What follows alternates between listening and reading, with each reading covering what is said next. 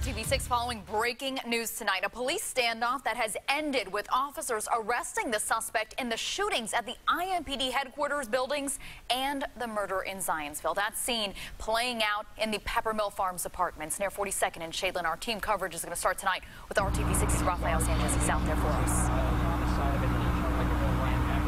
What a day here in the city's northeast side. The good news that considering the hundreds of people in harm's way, no one was injured. And as you mentioned, Melissa, someone now under arrest. That person, 21-year-old Damian Wilcoxon. He was arrested here around 4 o'clock, the man that held police at bay for more than 3 hours here in the city's northeast side. And now, as we first reported around 4:30 on the Now Indy, now we know who Wilcoxon is. He is a man who is now wanted in connection to the murder of 82-year-old John Clements in Zionsville, that in Boone County. The Boone County prosecutors say that he will be seeking a murder charge against Wilcoxon. We also now know at 5 o'clock that Wilcoxon is the main principal suspect in those two shootings of IMPD headquarters here in Indianapolis. The first one on October the 4th, in which police found 28 gun casings. And then on October the 13th, in the North District, where police found 7 casings. Investigators were able to tie all the casings to one gun.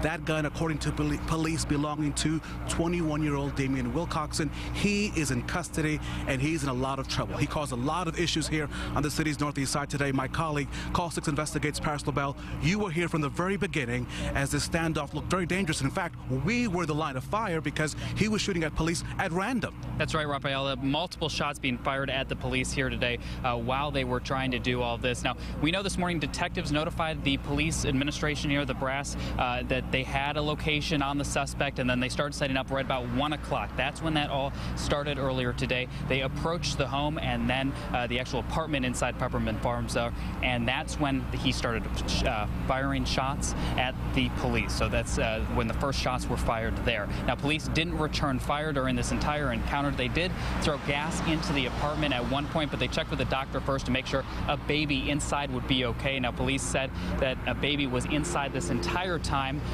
during the entire incident while the man was firing shots at the police. Now, again, they threw gas inside, but that didn't make the suspect come out. Eventually, though, they were able to talk him down. Negotiators were able to talk him down, and he came out of the apartment with the baby in his arms. A very tense scene for police because they could have fired back. You asked the chief that just a little while ago about what he said. And of course, the police chief telling us, Troy Riggs here on RTV6, telling us specifically that it was all about restraint.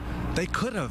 They had the manpower, they had the firepower to end it quickly, but they were concerned about that young child. That child happens to be the suspect's son, Call 6 can now confirm. And they were worried about the child, they were worried about the suspect, they were worried about the hundreds of people who live in this community. They want no one to be injured. They didn't want their own officers to be injured. And Paris, you've been doing some digging already so far. What can you tell us about Damian Wilcoxon? We believe we know where he works. Yeah, we do. He worked at Southeastern Hamilton County Schools. He actually worked for a company that did janitorial services for the school, so he actually did spend time with students there in the school, and they say through the investigative methods, police were able to determine that, and that actual car that he was driving was found at the school at certain points, and that's how they tied it together that he actually worked there. But it wasn't for the actual school district, Rafael. It was for a company that goes for the schools. Paris, thank you so much. Paris LaBelle, Call 6 Investigates. I know you have more calls to make. We'll have much more at 5:30 on the news at 6. We want to point out that today this was a chaotic scene which caused schools to have to reroute buses, and traffic came to a standstill. We also now are learning more about that other situation, which is that Damian Wilcoxon is now also the chief suspect in the murder of an 82-year-old man in Zionsville in Boone County. Our team coverage continues with my colleague Chance Walser, who joins me here nearby with the very latest part of that story. Chance, what can you tell us? Well, let's address the first thing, Rafael. The school buses, this did create a minor issue and traffic. But first of all, Shadeland Avenue is open. Here's Peppermill Farms, the apartment complex right behind me. I just saw a school bus go in there, so things back to normal here for all intents and purposes at the apartment complex. Now, Wilcoxon, accused in that late September killing of 82-year-old John Clements. At the time, there were several neighbors who heard gunshots. They also identified a similar-looking white Impala leaving from that scene. Since late September, police have been able to link that vehicle several shell casings and DNA from all three scenes, the Zionsville scene and the two police headquarters scenes. They've been able to link all three of those back to Wilcoxon. He is being processed into the jail right now. A trial date for that Zionsville murder will be set later this week. Back to you. Chance, thank you so much. A very complicated story with so many different moving parts. But again, we just want to recap again that 21-year-old Damian Wilcoxon is now in custody.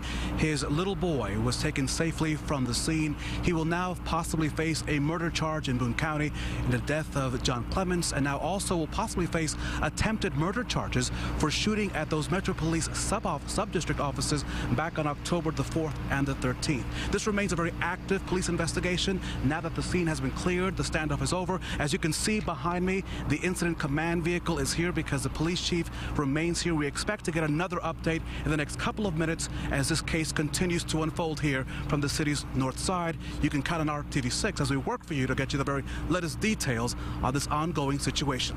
We are live on the city's northeast side. Rafael Sanchez, RTV6.